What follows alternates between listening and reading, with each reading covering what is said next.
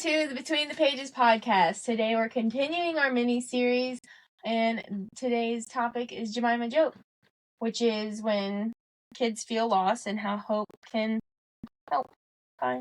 Yeah, this Jemimah Jope's good topic. I'm Jimmy. This is Sarah. This is our podcast. Welcome today. What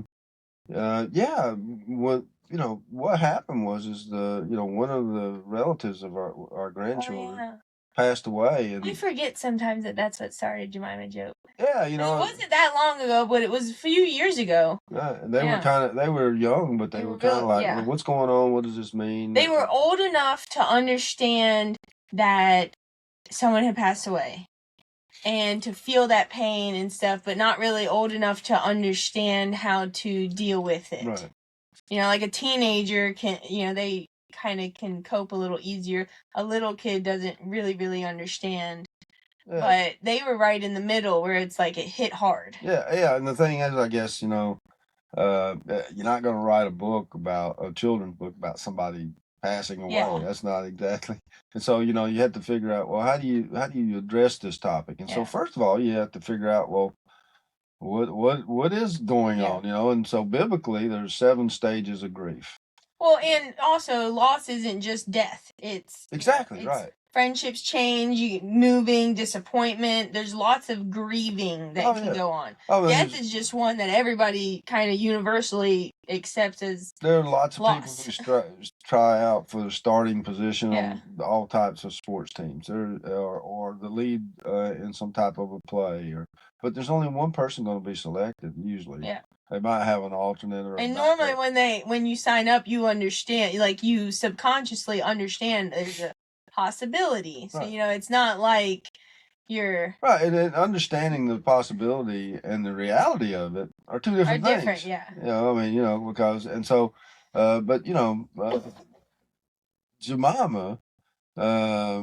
she's a hippie, basically. She's a 60s child, and, but her husband, he passed away in the war. But you don't know that. But you don't know that. You only find that out when you get the I Am Mem. Yeah, the next book. She's a gold star wife or whatever. You just know that she's starting a new beginning. She had some type of loss go on, and she's... And so she moving on. She gets Zope. Yeah. Her friendly companion. Which I think in the author insights we went over the 12 stages of grief. Well, or at least in the Deeper Meanings guide. 7 of them. Yeah, 7. The 12 stages is a psychiatry. And actually within psychiatry there's probably 15 or more. And so it's just a matter of how the Bible does a much better job, I think, of helping a person deal with loss. Yeah. And and so the first but what I was saying is we jump into the story. Jemimah's already gone through a few stages. Yeah, she's gone through the first 4 or 5 she's already halfway through. Yes. And then she helps Zope. She's been through the shock and the denial and the anger and all of the phases that are in the beginning. So and she's in the turnaround point. Yep. Eventually everyone has a turnaround point where it's like, okay, you got to move on with life. Yep. But some people don't. Some people stay stuck there, and it takes special training to help get them out of that. The Bible, just wants you to know, Jesus wants you to know, you're not alone. But the thing is, within the story, one of the metaphors, if you will, the idiom is Jemimah buries the hatchet because she's been angry and she's been carrying this around and all that kind of stuff. And so she buries the hatchet finally, and she gets to the point where she can move on with her life. Don't sweat the small stuff, Zope. Let's bury the hatchet. Yeah. Go hang loose, because she's a hippie. Yeah, and so then she buries the hatchet, but immediately after that is when they come across Tiva. Yeah. They find another lost soul looking for, somewhere to be, and they bring her into her family. So sometimes, God has good... And they find her because they're out playing and doing things. They're not hidden away in their room. Well, God has good things planned for you, but sometimes you need to move out of the thing you're in so that He can give you these good things. And so that's the kind of the little hidden meaning there. And Zope and Tiva become best friends. They spend Tiva gets her weight back. She gets healthy. They become friends. They play all the time. Their favorite game is tug of rope. Yep. And of course, because it's an Ope book. Yeah, of course. Yeah, Ope. Yeah, it's Jope. It's Ope. It's Soap. It's Mope. It's Cope. Which, if you haven't realized by now, that's what we do in the books. Yeah, and there's one regular rhyming. Well, when you're sitting there and you're thinking, okay, I want to write this book about the loss, acceptance of loss, and you're thinking about that, and so you're doing all this research, and you come across this biblical 7 stages of grief, and then you start going out and researching the words, and the next thing you know, you got cope, and you got mope. Well, then that kind of fits. Yeah. Those words fit, and so it actually, and then at that point, then okay, this is more than just me. And hope. Yeah, this is more than just me. Yeah. This is not. It's not my doing. Okay. All right. So Tiva eventually, their favorite game is tug of rope, and Zope is, while he's bigger than her and more powerful than her, he lets her win every now and then, and you can do that too. Just because you're bigger and stronger doesn't mean you can't let other people win. Today it's like so competitive that people just constantly they can't get enough. That's not how it is when we play Risk. Well, that's a different game, You know that when you go into that game that you could probably lose. And so the thing is that eventually Tiva won't come out and play. Yeah. And that's when Zope enters into shock and denial. He starts into the sadness and everything, the loss. Which is, I think, is cool because it's not like it starts out and then starts into the stages.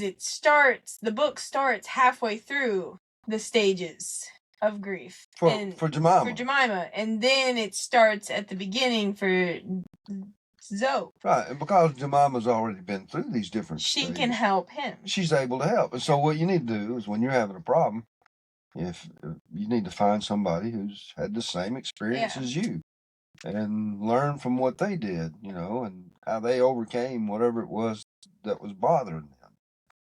And, sometimes people don't want to do that. They just want to stay in their misery. They don't want to break out of their misery. They just want to stay there. They don't want to because there's nothing new. There's not really anything that you're going through. I mean, there might be an exception out there somewhere, but there's been a lot of people who lived in the last 6,000 years, and pretty much everyone has experienced whatever it is you're experiencing. And so, at least some aspect of it. And so you can learn from these other people's experiences to help you to move on. And that was the whole idea. How do you write a children's book? Because at adult level, well, you can be a little more blunt about it. Yeah. But at child level, what do? Well, it turns out that when I was writing the manuscript and everything, there was one line I wrote, I said, "Oh, I know exactly what's going to happen here. She's going to bring out kittens." And, that's what happens. She goes under the porch. She won't come out to play. Yeah. Zope goes into mope mode and gets all blue and all that kind of stuff. And and having a blue day is different than being depressed. Okay, and if you're depressed and it's a persistent thing, you need to get help. Okay, and so the thing is but being blue, everybody has blue days. Days when they just feel, I don't know, use a 70s type term, funky. They just kind of feel like out of it or don't feel right. And, yeah. And so, but eventually, he goes out and he's entreating her to come out to play. And she does. She comes out and she brings out these kittens. And it's a happy scene, and so, he can now, that's the proverbial turning point in the story for Zope, because he went through all these other stages and now he can move on. He's out of his depression or his blueness or whatever, and he can move on and it's all happy.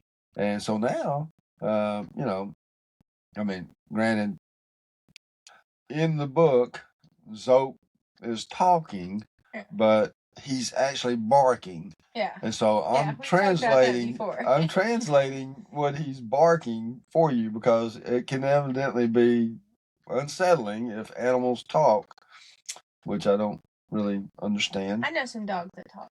Yeah. Oh, yeah. I don't, you know exactly what's on their mind. They want to be fed. They want to go out. No, like those like huskies and stuff that are like, woo, woo, and you can hear what they're saying or whatever. Well, there's something for that, but yeah, and so, but you know, and it all winds up happy. Yeah. And so it's a happy ending, and you know, it's just an example of, you know, not everything is as trivial as Tiva not coming out to play. Yeah. Okay, and so some things are way more significant. Yeah. There's real trauma, there's real hurt, there's real pain. But the book is not attempting to address that. Well, it's just wanting you to recognize the stages. Yeah. And so as an adult. And that helps you as an adult to be able to, and you can walk through it with your kids, you know, on. Yeah. When some event happens, you know, a lot of times, you know, I don't know, things happen out in the world. It's breaking news or whatever. And a lot of people are just like shocked. Yeah. Can you believe what, you know, and it's like, that's the first stage. Yeah. And then, you know, you're going to get like in denial. I can't believe that. I can't believe that happened. And then you're going to get angry about it. You're going to say, well, we ought to do something, you know. And so you're moving through the stages of grief and shock and whatnot. And, you know, if you dwell on it long enough, you'll get in the doldrums, so to speak. You'll just get where like it's all you dwell upon is this event that happened. And, you know, you got to learn to recognize that and recognize what's happening to you and move out of it. So it's not just a book for kids. It's a book for adults too. Yeah. And I know plenty of people who they're still living on some event from 10 years ago. Yeah. 15 years ago. This, you know, I was taken advantage of, or this was done to me. And well, even a year ago, it's like, it's in the past.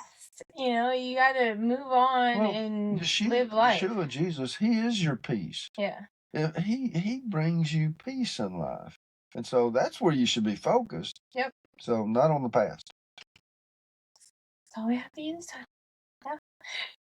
So next week, or next podcast, we'll be talking about Rosie, which is another good one. And it's not just good for the ladies out there, it's good for everybody. Oh, so. Definitely good. We recently reposted our Law of Kindness on our Facebook page. And so, the golden apples. Golden apples. Yeah. Silver frame, silver pitcher, whatever basket. This is a good one. If you haven't seen the golden apples post, go check it out on Facebook. It shouldn't be that far.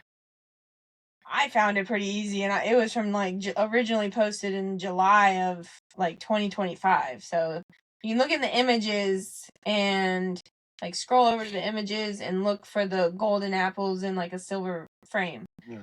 And then you can read all about it. It's a good one. You should share it. And we'll be talking about Rosie next time. See you later. Thank you for joining us on the Between the Pages podcast. Don't forget to like, subscribe, and follow for more. Thank you very much.